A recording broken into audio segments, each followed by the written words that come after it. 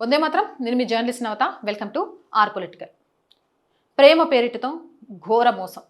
కాబోయే భర్తను 300 అడుగుల లోయలోకి నెట్టేసిన కాబోయే భార్య. పెళ్లిలకు ముందు హిస్టరీ చెక్ చేయడం అవసరమా కాదా అనే ప్రశ్నను లేవనెత్తుతుంది. మీ అందరికీ తెలిసిందే, పూణేకి సంబంధించి ఇప్పుడు సంచలనంగా దీనికి సంబంధించి సోషల్ మీడియా వ్యాప్తంగా చర్చ నడుస్తుంది. ప్రతి ఒక్కరూ కూడా దీనికి సంబంధించి మాట్లాడుతున్నారు.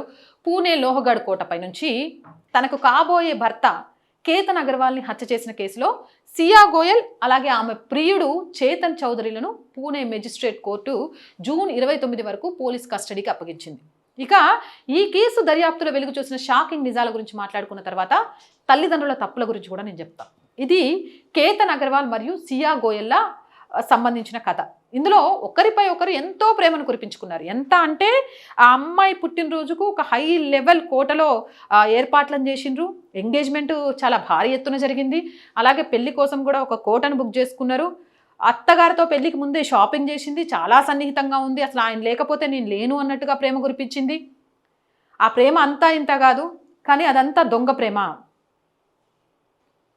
ఇక్కడ ఎవరైతే కేతన్ ఉన్నాడో, కేతన్ అగర్వాల్, ఆయన ప్రేమ నిజమైనది. ఆ అమ్మాయితో అనేక కలలుగా అన్నాడు, పెళ్లి జరగాలి, ఒక సంసారం, ఒక జీవితం, పిల్లలు, భవిష్యత్తు అని. కానీ సియా గోయల్ అసలు రంగు మాత్రం వేరేలా ఉంది. ఆమెకు చేతన్ అనే ప్రియుడున్నాడు. కేతన్ మరియు సియా ఇద్దరి కుటుంబాలు కూడా చాలా ధనవంతులు. పైసామే పరమాత్మ, ఇంకేమి తెలుసుకోవాల్సిన అవసరం లేదు మనం.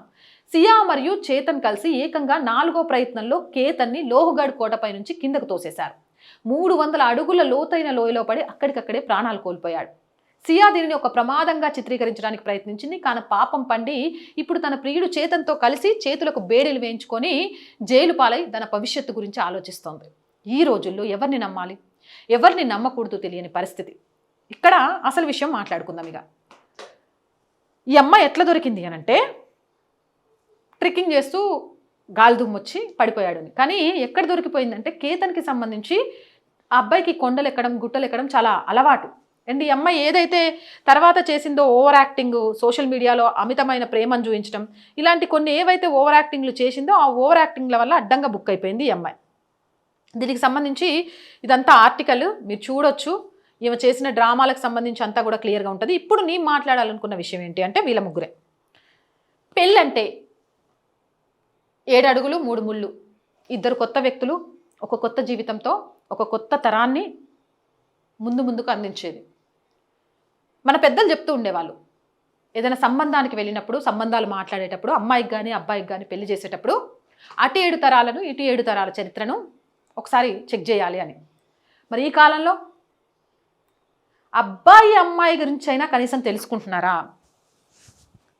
అసలు అబ్బాయి ప్రవర్తన ఎలాంటిది, అమ్మాయి ప్రవర్తన ఎలాంటిది, వాళ్ళు ఎవరెవరితో తిరుగుతున్నారు, ఏం చేస్తున్నారు, లేకపోతే ఆ కుటుంబంలో ఎలాంటివి ఉన్నాయి, ఏంటి? ఇప్పుడు ఇవేం కాదు. ఏం చెక్ చేస్తారో తెలుసా? ఆ అబ్బాయికి ఒక్కడేనా, అన్నదమ్ములు ఎవరైనా ఉన్నారా? ఎందుకంటే రేపు నా బిడ్డని ఇచ్చినాక ఆస్తి పంపకాలు జరగకూడదు, ఉన్నదంతా నా బిడ్డకే రావాలా. ఆడపడుచులు ఉన్నారా, అత్తమ్మ ఉన్నారా? అయ్యో నా బిడ్డ సేవ చేయాల్సి వస్తుంది, గట్ల ఎవ్వరు ఉండకూడదు, ఒంటరిగుంటే చూడు. ఇక అబ్బాయి వాళ్ళు ఏం చూస్తారు అని అంటే, ఆ అమ్మాయికి అక్కసెల్లెలు ఉన్నారా, ఎంత ఆస్తి ఇస్తారు, పెళ్లి చేసుకున్నాక ఉద్యోగం చేస్తుందా, లేకపోతే ఇంట్లోనే కూర్చుంటుందా, పైసలు సంపాదిస్తే చాలు. అంతేగాని వాళ్ళ వ్యక్తిగత జీవితాలకు సంబంధించి ఏ విషయాన్ని తెలుసుకోవట్లేదు. ఇలాంటివి 1 కాదు 2 కాదు, అనేక సంఘటనలు. డబ్బుంటే చాలు, ఆస్తిపరుడైతే చాలు, కోటీశ్వరుడైతే చాలు. మొన్నటికి మొన్న వైజాగ్లో కూడా చూసాం. ఆ అమ్మాయి ఇద్దరే ఉన్న పడక గదిలో ఎలా చనిపోయింది అనేది తెలియదు. ఆ కేసుకి సంబంధించి ఇంకా పూర్తి డీటెయిల్స్ బయటికే రాలేదు. ఎవరు చంపుంటారు? ఇద్దరే ఉన్న ఏకాంత గదిలోకి 3వ వ్యక్తి వచ్చి ఎలా చంపగలుగుతాడు? అందరినీ అపనమ్మకంతోనే చూడాలంటే చూడాల్సిన అవసరం లేదు, కరెక్ట్ కాదు. కానీ ప్రస్తుత పరిస్థితులు చూస్తుంటే అలా హిస్టరీ చెక్ చేయడం కేవలం కరెక్ట్ మాత్రమే కాదు, అత్యంత అవసరమైన విషయం అని కూడా అనిపిస్తుంది. కేతన్ తండ్రి ఇప్పుడు మాట్లాడుతున్నాడు, నా కొడుకును పెళ్లి చేసుకోవడం ఇష్టం లేకపోతే నేరుగా వద్దని చెప్పాల్సింది, వెంటనే క్యాన్సిల్ చేసుకునేటోళ్ళం, ఇంత ఘోరమైన నిర్ణయం ఎందుకు తీసుకున్నారు? 26 ఏళ్ల నా కొడుకును చంపేంత క్రూరమైన మనస్తత్వం ఎలా ఉందని. మీరు పెళ్లికి ముందు అమ్మాయి ఏంటి, వాళ్ళ నాన్నకు ఆస్తుంది, వాళ్ళ నాన్న మాకు సమవుజ్జి, బిజినెస్లు కలుస్తున్నాయని ఆలోచించారే తప్ప మినిమం ఏం ఎంక్వైరీ చేశారు ఆ అమ్మాయి గురించి? ఇప్పుడు అవసరం ఉంది, పెళ్లి చేస్తున్నాము అంటే ఆస్తులే కాదు, ఆ అమ్మాయికి సంబంధించి అబ్బాయికి సంబంధించి మినిమం ఎంక్వైరీ చేయాల్సిన అవసరం ఉంది. లేకపోతే ఇలానే జరుగుతాయి. అది అమ్మాయిలే చేయొచ్చు, అబ్బాయిలే చేయొచ్చు, ఎవరిది తప్పని చెప్పలేము. అలా చెయ్యని వాళ్ళు ఉన్నారు. ఒకరిద్దరిని చూపించి మొత్తం జడ్జిమెంటు చేయలేము. కానీ చూస్తున్న సంఘటనల్లో ఇలాంటి ఎంక్వైరీస్ అనివార్యం అనిపిస్తోంది. కాబట్టి తల్లిదండ్రులకు ఒకటే విషయం చెప్తున్నా, సంపన్న కుటుంబం నుంచి ఒక బిడ్డను తీసుకొచ్చుకోవటం కాదు, సద్గుణాలున్న ఒక బిడ్డను తీసుకురావడానికి, ఒక కోడల్ని తీసుకురావడానికి, ఒక అల్లుడిని తీసుకురావడానికి ప్రయత్నం చేయండి. అప్పుడు ఇలాంటివి జరగకుండా ఉంటాయి. మినిమం ఎంక్వైరీస్ చేసిన తర్వాతనే పెళ్ళిళ్ళు చేయండి. లేకపోతే అర్ధాంతరంగా ఎవరో ఒకళ్ళ జీవితం ముగిసిపోవాల్సి వస్తుంది. ఈ మధ్యకాలంలో వస్తున్న కథనాలు అదే విషయాన్ని మనందరికీ కూడా రుజువు చేస్తున్నాయి.